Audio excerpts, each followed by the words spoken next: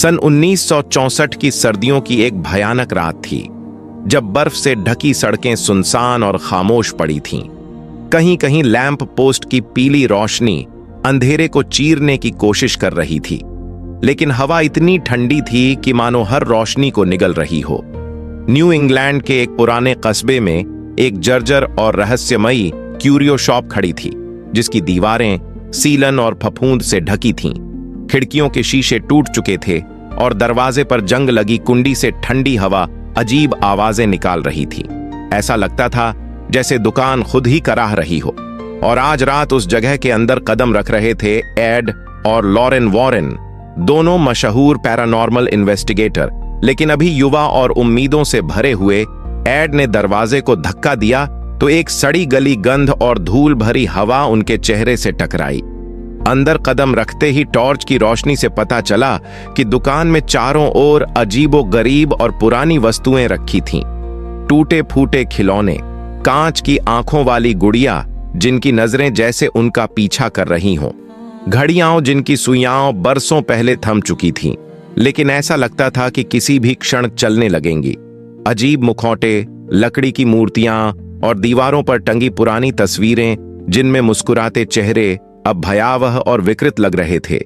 लेकिन इन सब के बीच जो चीज सबसे अलग और भयानक थी, वह था कोने में रखा पुराना आईना, जिसकी मोटी लकड़ी की चौखट पर अजीब आकृतियां उकेरी गई थीं। मरोड़े हुए हाथ, चीखते चेहरे और असमान धारियां। उसकी सतह पर हल्की धुंधली चमक थी, जिसमें देखने पर साफ प्रतिबिंब नहीं दिखता था, बल्कि लगता था जैसे कांच के भीतर कोई परछाई सांस ले रही हो। और तभी दुकान का बूढ़ा मालिक, दुबला पतला आदमी, गहरी झुर्रियों से भरा चेहरा और कांपती आवाज में उनके पास आया और बोला, मिस्टर वॉरेन, मिसेस वॉरेन, ये आईना मेरे लिए अभिशाप है। जब से ये मेरी दुकान में आया है, तब से अजीब हादसे हो रहे हैं। मुझे आपकी मदद चाहिए। इसे यहां से हटाइए, वरना ये मुझे और मेरे परिवार को खा जाएगा। उसकी आंखों में सच्चा डर था। एड ने उसे शांत करने की कोशिश की और फिर आईने की ओर बढ़ा। उसने उसमें अपनी परछाई देखनी चाही। शुरू में सब सामान्य लगा, लेकिन अगले ही पल उसने साफ देखा कि उसके पीछे एक औरत खड़ी है, सफेद गाउन पहने। उसका चेहरा पूरी तरह अंधेरे में छिपा था। एड ने तुरंत आंखें झपकाईं और सब गायब हो गया। वह घबरा गया, लेकिन हिम्मत दिखाते हुए बोला, यह बस नजर का धोखा है, रोशनी का खेल। लेकिन उसकी आवाज में आत्मविश्वास की कमी साफ झलक रही थी। उधर लॉरेन की नजर जैसे ही आईने पर पड़ी, उसका दिल तेज धड़कने लगा। उसने एड का हाथ कसकर पकड़ लिया और फुसफुसाई, एड, यह आईना साधारण नहीं है, इसमें कोई हमें घूर रहा है। उसकी आवाज कांप रही थी।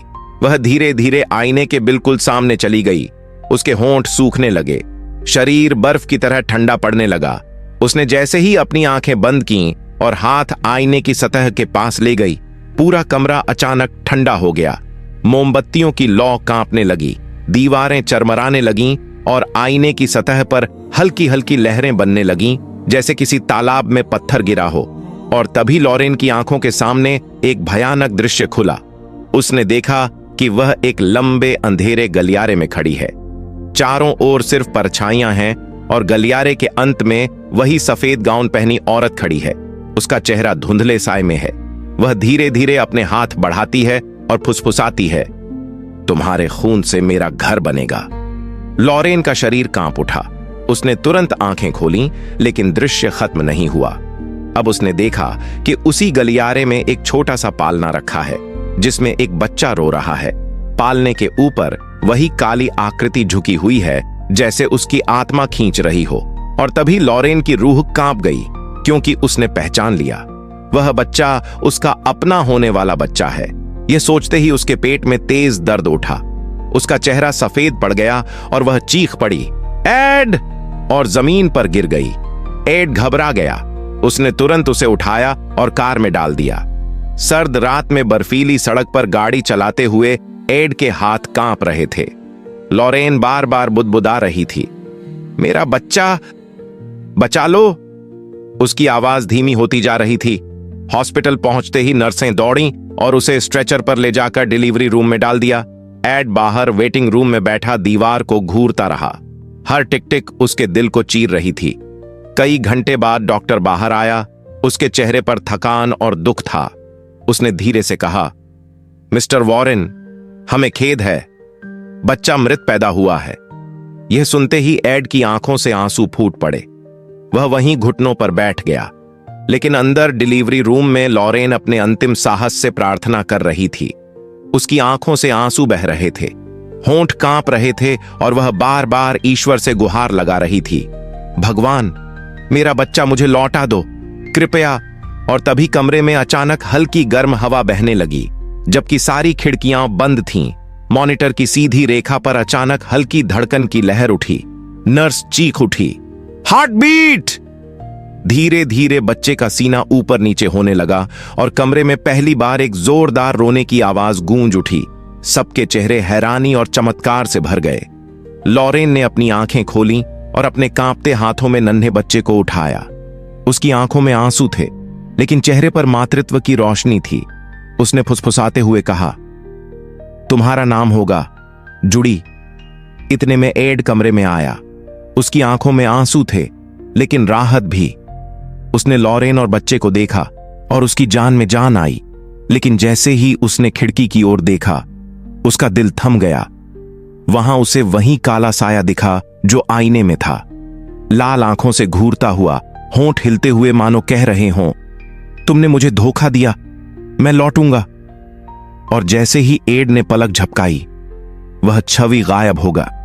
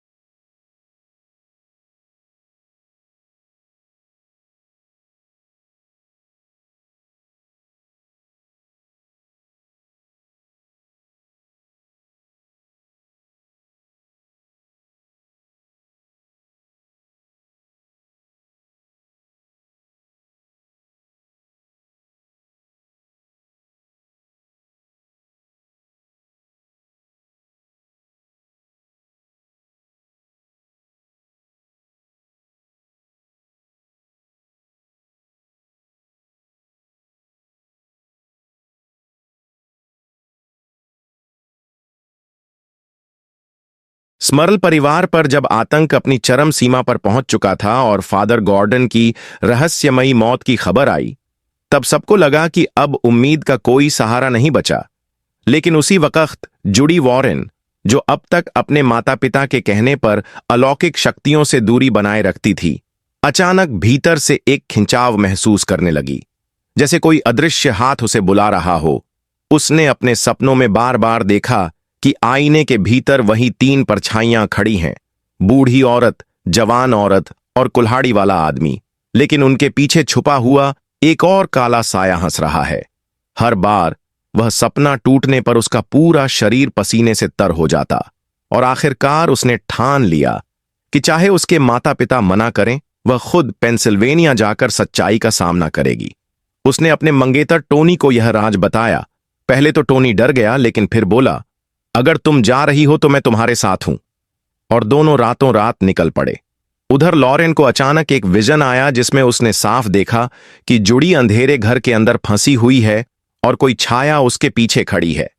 यह देख वह कांप उठी और एड को जगाकर बोली, एड, हमें जुड़ी को बचाना होगा, वह खतरे में है। एड पहले तो अपने कमजोर दिल की वजह से हिचकिचाया, लेकिन पिता होने का साहस हावी हो गया। उसने तुरंत गाड़ी निकाली और वे दोनों टोनी और जुड़ी के पीछे निकल पड़े। जब सब पेंसिल्वेनिया पहुंचे तो स्मर्ल परिवार ने उनका स्वागत आंसुओं और उम्मीद से किया। जैक ने रोते हुए कहा, कृपया हमें बचा लीजिए, हमारे बच्चों की जान खतरे में है। एड और लॉरेन पहले तो डरे, खासकर एड, क्योंकि उसका दिल किसी भी वक्त जवाब दे सकता था। लेकिन जुड़ी ने आगे बढ़कर कहा, पापा, मां, हम हमेशा दूसरों को बचाते आए हैं। अब समय है कि हम खुद का और इन लोगों का सामना करें। अगर आप नहीं करेंगे तो मैं अकेली करूंगी। उसकी आंखों में वही चमक थी जो लॉरेन की आंखों में जवान दिनों में हुआ करती थी। यह देखकर एड और लॉरेन समझ गए कि यह युद्ध अब टाला नहीं जा सकता। रात के अंधेरे में सबने मिलकर घर की जांच शुरू की। लॉरेन ने ध्यान लगाया और अचानक सच्चाई सामने आई। वो 3 आत्माएं असल में एक ही परिवार की थीं। पति जिसने अपनी पत्नी और सास की हत्या कुल्हाड़ी से की थी, और उनकी आत्माएं इस घर में भटक रही थीं। लेकिन दानव ने उन्हें मुखौटा बनाकर इस्तेमाल किया ताकि असली रूप कोई न पहचान पाए। असली दुष्ट वही काला साया था जो 1964 में उस आईने से बंधा था, और अब उसका लक्ष्य था जुड़ी की आत्मा को कब्जे में लेकर और ताकतवर बनना। जुड़ी को जैसे ही एटिक की ओर खिंचाव महसूस हुआ, उसने दरवाजा खोला और ऊपर चढ़ गई। लेकिन वहां पहुंचते ही वह जमीन पर गिर पड़ी, क्योंकि अचानक छत से धक्का देकर वही काला साया सामने आया। उसने जुड़ी को सीढ़ियों से नीचे धकेल दिया। जुड़ी धड़ाम से गिरी और उसके माथे से खून बहने लगा। एड और लॉरेन चीखते हुए दौड़े और उसे संभाला। तभी एड को एक झलक मिली। आईना अब एटिक के बीचों बीच रखा हुआ था और उसकी सतह पर लहरें उठ रही थीं। उसमें से हाथ निकलकर दीवारों को नोच रहे थे। एड ने कांपते स्वर में कहा, यह वही आईना है, वही शापित आईना। और सब समझ गए कि यही असली युद्ध भूमि है।